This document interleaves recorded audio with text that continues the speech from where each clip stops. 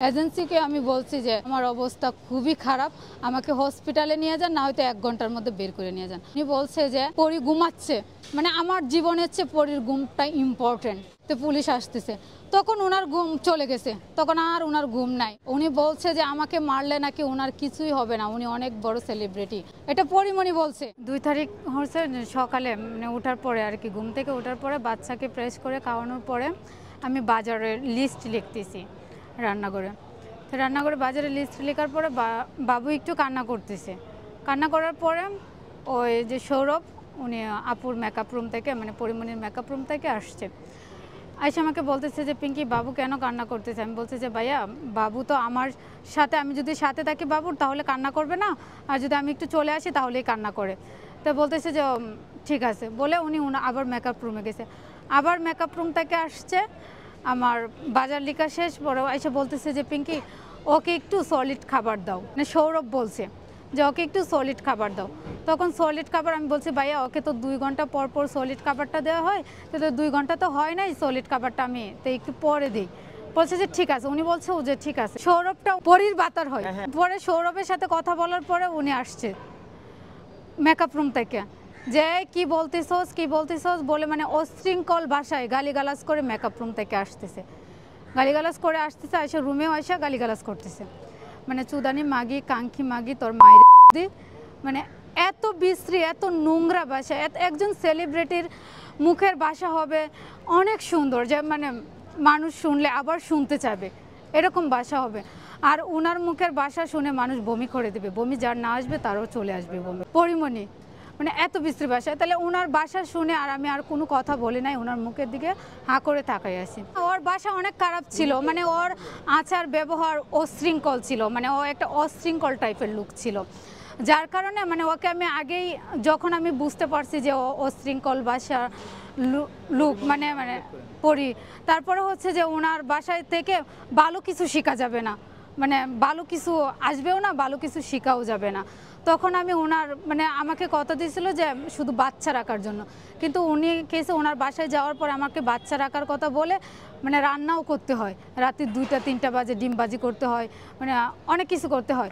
তা একটা মানুষ যখন 2টা বাজে শুয়ে 3টা বাজে ওইটা কি রান্না করতে পারে, মানে এইগুলো করতে হয়। তখন এগুলো করার পরে আমি কি করছি, আমি ওনার ম্যানেজারকে বলছি যে ভাইয়া আমি অতিষ্ঠ হয়ে, নিরুপায় হয়ে আমি ওনাকে বলছি যে ভাইয়া আমি থাকবো না, মানে আপনি চলে যাব। কাদের ভাইকে আমি বলছি, কাদের ভাই বলছে আপনাকে জানানোর জন্য, এজেন্সির লোকে বলছে আপনাকে জানানোর জন্য, এজেন্সির লোক আপনাকে বলেই আমাকে দিছে নাকি।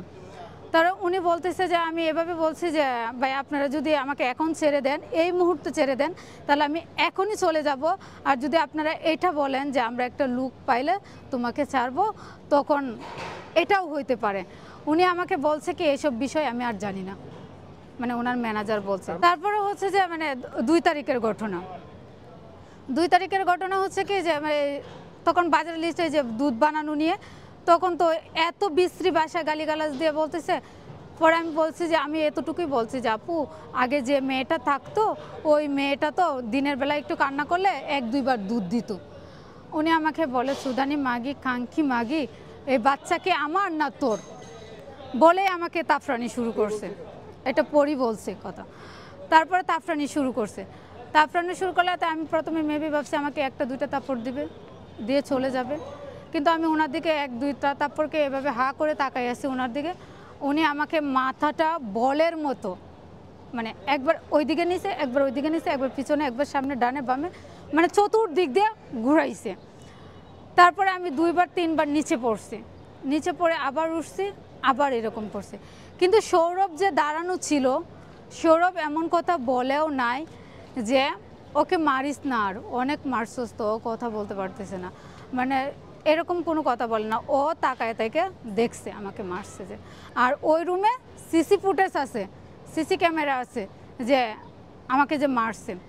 তারপরে এভাবে মনে হয় 20 থেকে 30 মিনিট আমার এই যে চোখে, ও তো ট্যালেন্টফুল, কারণ হচ্ছে কি ও যে এটা, মানে আমাকে মাথায় আঘাত করছে এটার জন্যই যে কোনো দাগ না হয়, যাতে আমি কাউকে দেখাইতে পারি না, মানে এটা আমি নিজে নিজে বুক করি, মানে ও যাতে বলতে পারে, মানে পাবলিক ফেস করতে পারে যে ওকে আমি মারি নাই, মানে এরকম মানে করতে পারে।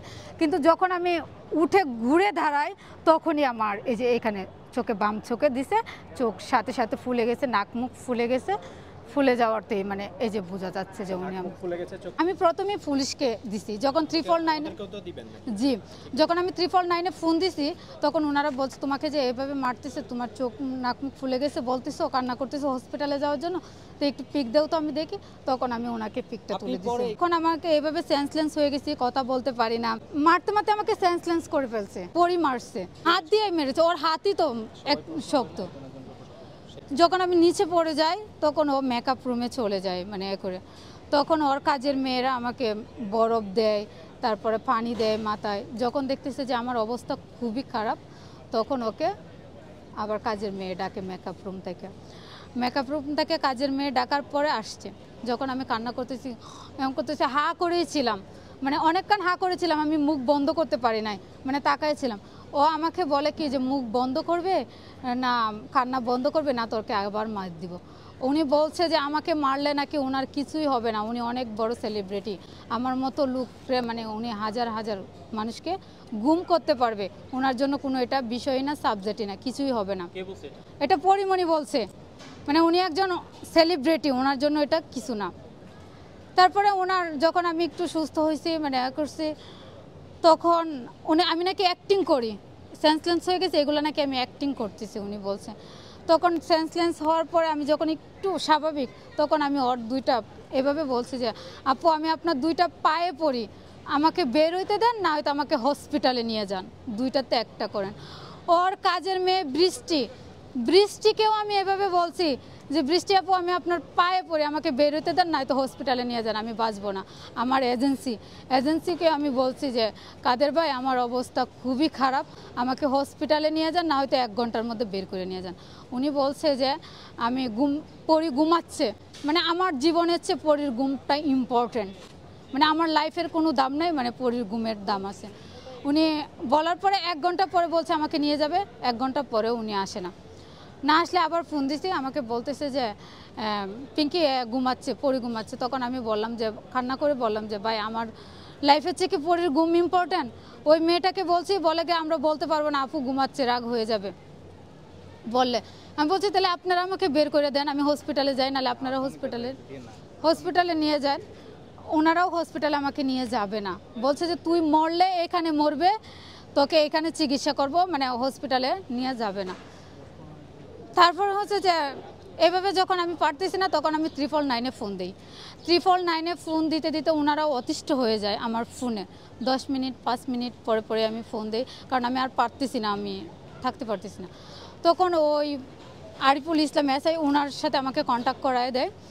উনি যখন আমার সাথে কথা বলে উনি আমাকে এতটাই ভরসা দিছে যে বলছে যে আমি যে বলছি এখানে আমাকে মেরে ফেলবে, গুম করে ফেলবে, কারণ আমাকে টেট দিচ্ছে যে তুই যদি একটু করস তখনই তোকে মেরে ফেলবো।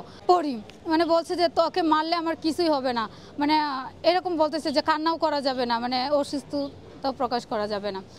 তখন আমি ওনাকে ফোন দিলাম, উনি বললো যে তুমি ভয় পেও না, আমি 20 মিনিটের মধ্যে আসতেছি, তোমাকে যে এত মারধর দিছে এটার মানে আমাকে একটা ছবি দাও। তখন আমি 2টা ছবি দিলাম ওনাকে। তখন উনি খুব দ্রুত গতিতেই আসছে, উনি আমাকে যথেষ্ট পরিমাণে হেল্প করছে, 399-এও আমাকে অনেক হেল্প করছে। তখন আসার পরে উনি যখন নিচে রওনা দিছে মনে হয় আর 5 মিনিট মেবি হবে বাসার সামনে, তখন ওনাদেরকে ফোন দিছে, ওনার ম্যানেজারকে ফোন দিছে যে 349-এ পিঙ্কি ফোন দিছে, তো পুলিশ আসতেছে। তখন ওনার ঘুম চলে গেছে, তখন আর ওনার ঘুম নাই, উনি ভিআইপি সেলিব্রিটি, ওনার ঘুম হাওয়ায় উড়ে গেছে। তখন উনি ক্যামেরায় এত বিশ্রী ভাষা গালি দিয়ে ওনার কাজের মেয়েকে বলছে যে ওকে তাড়াতাড়ি বের কর, আমাকে বুরকা পরার টাইমটাও দেয় নাই উনি, পড়ি আর কি যে আমি দাঁড়ায়। হ্যাঁ পরিমণি। তারপর হচ্ছে বৃষ্টিকে আমি বলছে যে আমি বুরকাটা পরে যাই, বৃষ্টি বলছে যে বুরকা পরতে হইব না, তুই বেরো। ওনারাই আমাকে পরে তাড়াতাড়ি বের করে দিছে। পরে ওইখান থেকে আমি বেরোলাম, বের হয়ে নিচে গিয়ে আমি একটা রিক্সা নিয়ে বসেছিলাম গেটের সামনে। বসার পরে পুলিশ আসছে, এসে আমার চেহারা দেখলো, দেখে একটা ছবি তুলছে, তারপরে আমার সাথে কথা বলছে, কথা বলার পরে ওনারা আমাকে বলছে তুমি কি যাইতে পারবা? পরে আমি বলছি যে ঠিক আছে আমি যাইতে পারবো।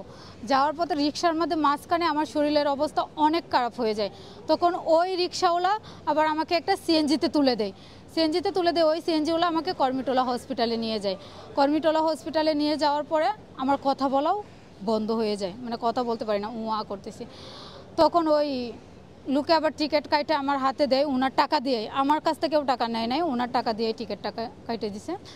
তারপরে ওইটা নিয়ে আমি একটু বেডে শুয়েছি, শোয়ার পরে আধা ঘন্টা কি আর বেশি হইতে পারে মেবি, ওইখানে আমাকে 2টা ইঞ্জেকশান দেয়। 2টা ইঞ্জেকশান দেওয়ার পরে তাও কমতেছে না। তারপর আমি আবার গেলাম।